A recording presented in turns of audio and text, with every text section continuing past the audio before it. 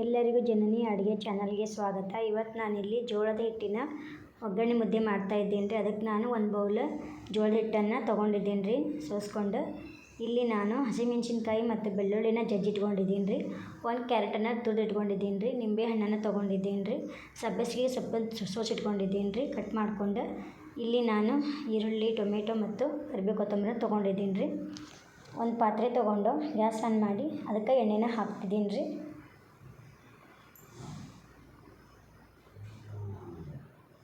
ಇವಾಗ ಎಣ್ಣೆ ಬಿಸಿ ಆಗಲಿ ರೀ.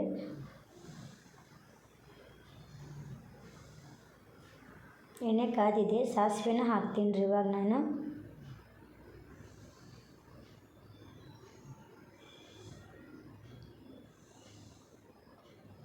ಸಾಸಿವೆ ಚಟಪಟ ಅಂತಿದೆ. ಇವಾಗ ನಾನು ಹಸಿಮೆಣ್ಸಿನ್ಕಾಯಿ ಮತ್ತು ಬೆಳ್ಳುಳ್ಳಿನ ಜಜ್ಜಿಟ್ಕೊಂಡಿದ್ನಲ್ಲ ಅದನ್ನು ಹಾಕ್ತೀನಿ ರೀ ಇದಕ್ಕೆ.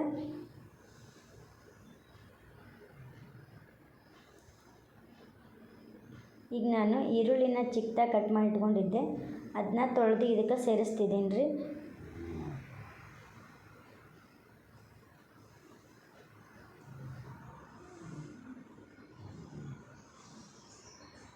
ಸ್ವಲ್ಪ ಈರುಳ್ಳಿನ ಮಿಕ್ಸ್ ಮಾಡಿಕೊಂಡು ಅದನ್ನು ಬೇಯಕ್ಕೆ ಬಿಡೋಣ ರೀ. ಇವಾಗ ನಾನು ಟೊಮೆಟೊನೂ ಕೂಡ ಚಿಕ್ಕದಾಗಿ ಕಟ್ ಮಾಡಿ ತೊಳೆದಿಟ್ಕೊಂಡಿದ್ದೀನಿ ರೀ. ಅದನ್ನು ಕೂಡ ಇದಕ್ಕೆ ಸೇರಿಸ್ತಿದ್ದೀನಿ ರೀ.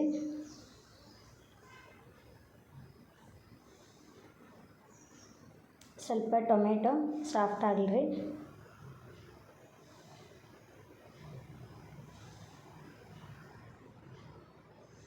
ಇವಾಗ ನಾನು ಒಂದು ಕಟ್ಟು ಸಬ್ಬಸಿಗೆ ತೊಗೊಂಡಿದ್ದೀನಿ ರೀ. ಅದನ್ನ ಚಿಕ್ಕದಾಗಿ ಕಟ್ ಮಾಡಿ ಇಟ್ಕೊಂಡು ತೊಳೆದು ಈ ಥರ ನಾನು ಇದಕ್ಕೆ ಸೇರಿಸ್ತಿದ್ದೀನಿ ರೀ. ಇದನ್ನು ಬಾಣಂತಿಯರಿಗೆ ಮಾಡಿಕೊಡ್ಬೋದು ರೀ, ಚೆನ್ನಾಗಿರುತ್ತೆ ರೀ. ಅವ್ರಿಗೆ ಹಾಲು ಜಾಸ್ತಿ ಬೀಳುತ್ತೆ ರೀ ಇದರಿಂದ, ಸಬ್ಬಸಿಗೆ ಬಳಸಿದ್ರಿಂದ. ಆದರೆ ಇಲ್ಲಿ ಹಸಿಮೆಣ್ಸಿನ್ಕಾಯಿ ಮತ್ತು ಈರುಳ್ಳಿನ ಸ್ಕಿಪ್ ಮಾಡ್ಬೇಕು ರೀ. ನಾನು ಇಲ್ಲಿ ತುರಿದಿಟ್ಕೊಂಡಿರೋಂಥ ಕ್ಯಾರೆಟ್ನ ಇದಕ್ಕೆ ಸೇರಿಸ್ತಿದ್ದೀನಿ ರೀ. ಬಾಣಂತಿಯರಿಗೆ ಸಬ್ಬಸಿಗೆ ಸೊಪ್ಪನ್ನು ಯೂಸ್ ಮಾಡೋದ್ರಿಂದ ಅವ್ರಿಗೆ ಡೈಜೆಷನ್ ಹೆಚ್ಚಿಗೆ ಆಗುತ್ತೆ ರೀ. ಮತ್ತು ಮಗುವಿಗೆ ಹಾಲು ಕುಡಿಸೋದ್ರಿಂದ ಅವಕ್ಕೆ ಕಫ, ಶೀತ ಆಗಂಗಿಲ್ಲ ರೀ. ಹಾಲು ಕೂಡ ಜಾಸ್ತಿ ಬೀಳುತ್ತೆ ರೀ. ಇದನ್ನು ಡಾಕ್ಟರ್ ಕೂಡ ಹೇಳ್ತಾರೆ ರೀ, ಸಜೆಸ್ಟ್ ಮಾಡ್ತಾರೆ ರೀ ಸಬ್ಬಸಿಗೆ ಯೂಸ್ ಮಾಡಿರಿ ಅಂತ. ಇವಾಗ ನಾನು ಕರಿಬೇವು ಕೊತ್ತಂಬರಿನ ಕೂಡ ಇದಕ್ಕೆ ಸೇರಿಸ್ತಿದ್ದೀನಿ ರೀ. ನೀವು ಈಗಲಾದರೂ ಸೇರಿಸ್ಬೋದು ರೀ, ಕೊನೆಗಾದರೂ ಸೇರಿಸ್ಬೋದು ರೀ.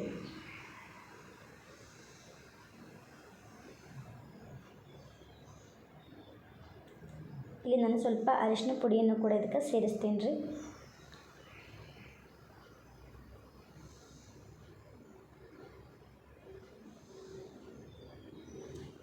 ಈ ಥರ ಸಬ್ಬಸಿಗೆ ಹಾಕಿರೋದ್ರಿಂದ ಇಷ್ಟಪಡ್ದವರು ಕೂಡ ಇಷ್ಟಪಟ್ಟು ತಿಂತಾರೆ ಈ ಮುದ್ದೆನ.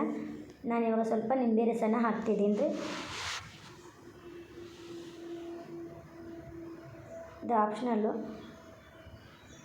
ಬೇಕಾದರೆ ಹಾಕ್ಬೋದು ಅಥವಾ ಸ್ಕಿಪ್ ಮಾಡ್ಬೋದು ರೀ.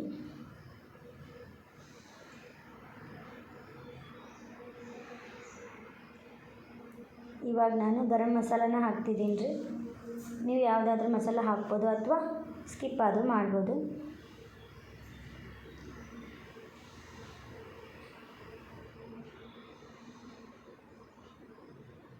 ಇವಾಗ ನಾನು ನೀರನ್ನು ಸೇರಿಸ್ತಿದ್ದೀನಿ ರೀ. ನೀವು ಎಷ್ಟು ಜನಕ್ಕೆ ಮಾಡ್ತೀರಲ್ಲ ಮುದ್ದೆನ ಅಷ್ಟು ಜನಕ್ಕೆ ನೋಡಿಕೊಂಡು ಎಷ್ಟು ಹಿಟ್ಟು ತೊಗೊಂಡಿರ್ತಿರಲ್ಲ ಅದ್ರ ಮೇಲೆ ನೀರನ್ನು ಹಾಕ್ಕೊಳ್ರಿ.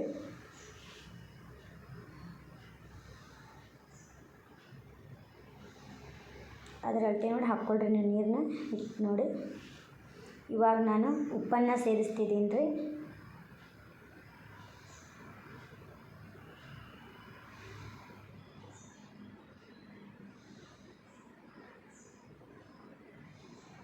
ನೀವು ಯಾವುದು ತೊಗೊಂಡಿರ್ತೀರಲ್ಲ ಆ ಅಳತೆಯಲ್ಲಿ 2.5ರಷ್ಟು ನೀವು ನೀರನ್ನು ಹಾಕ್ಬೇಕು ರೀ.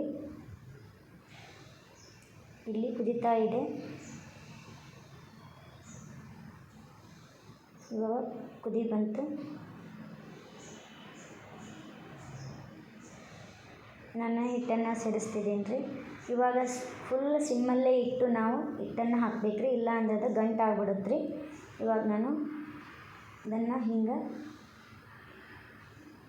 ಹಿಟ್ಟನ್ನು ಕಾಯಿಸ್ಕೊತಿದ್ದೀನಿ ರೀ.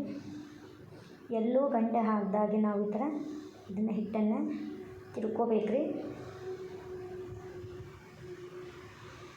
ಗಂಟಾದ್ರೆ ಅದು ಟೇಸ್ಟ್ ಬರಲ್ಲ ರೀ. ಗಂಟಾಗದೇ ಇರೋ ಹಾಗೆ ನಾವು ಇದನ್ನು ತಿರ್ಗಿಸ್ಕೋತ ಮುದ್ದೆನ ಮಾಡ್ಬೇಕು ರೀ.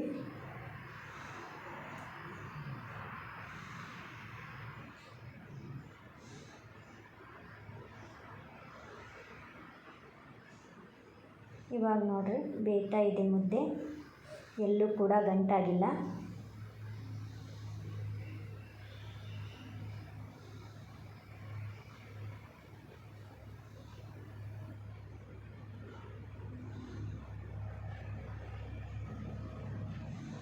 ಇವಾಗ ನಾನು ಗ್ಯಾಸ್ ಆಫ್ ಮಾಡಿ ಒಂದು ಪಾತ್ರೆನ ಮುಚ್ಚಿಡ್ತೀನಿ ರೀ. ಒಂದು ಪ್ಲೇಟನ್ನು ಮುಚ್ಚಿಡ್ತೀನಿ ರೀ ಪಾತ್ರೆಗೆ. ಇವಾಗ ನಾನು ಒಂದು ತಟ್ಟೆಗೆ ಸ್ವಲ್ಪ ಎಣ್ಣೆನ ಹಚ್ಕೊತಿದ್ದೀನಿ ರೀ. ನೀವು ಎಣ್ಣೆನಾದರೂ ಹಚ್ಕೋಬೋದು ಅಥವಾ ತುಪ್ಪನಾದರೂ ಹಚ್ಕೋಬೋದು ರೀ.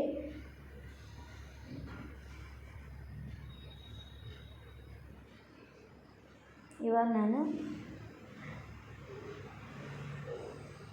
ಮುದ್ದೆನ ಹಾಕ್ಕೊತಿದ್ದೀನಿ ರೀ ಈ ಒಂದು ಪ್ಲೇಟ್ಗೆ. ಪಾತ್ರೆಯಿಂದ ಬಿಸಿ ಇರ್ತಾ ತಡ್ಕೋಬೇಕು ರೀ. ಇವಾಗ ನಾವು ಪ್ಲೇಟ್ ಮುಚ್ಚಿದ್ವಲ್ಲ ಅದಕ್ಕದು ಎಲ್ಲ ಹವೆ ಎಲ್ಲ ಬಿಟ್ಕೊಂಡು ಸರಿಯಾಗಿ ಬೆಂದಿರುತ್ತೆ ರೀ. ಇವಾಗ ನೋಡಿರಿ ನಾನು ಮುದ್ದೆ ಗುಂಡನ್ನು ಮಾಡ್ಕೊತೀನಿ ರೀ. ನೋಡಿರಿ ಮುದ್ದೆ ಕಟ್ಕೋತೀನಿ ರೀ ನಾನು ಇವಾಗ ಗುಂಡು ಟೈಪ್. ನೋಡಿರಿ ಎಷ್ಟು ಚೆನ್ನಾಗಿ ಬಂದಿದೆ ಅಂತ. ನೀವು ಮಾಡಿ ನೋಡಿರಿ ಹೆಂಗೆ ಬಂತ ಅಂತ ಕಮೆಂಟ್ ಮಾಡಿರಿ. ಲೈಕ್ ಮಾಡೋದನ್ನ ಮರಿಬೇಡ್ರಿ. ಸಬ್ಸ್ಕ್ರೈಬ್ ಮಾಡಿರಿ, ಶೇರ್ ಮಾಡಿರಿ. ಧನ್ಯವಾದಗಳು.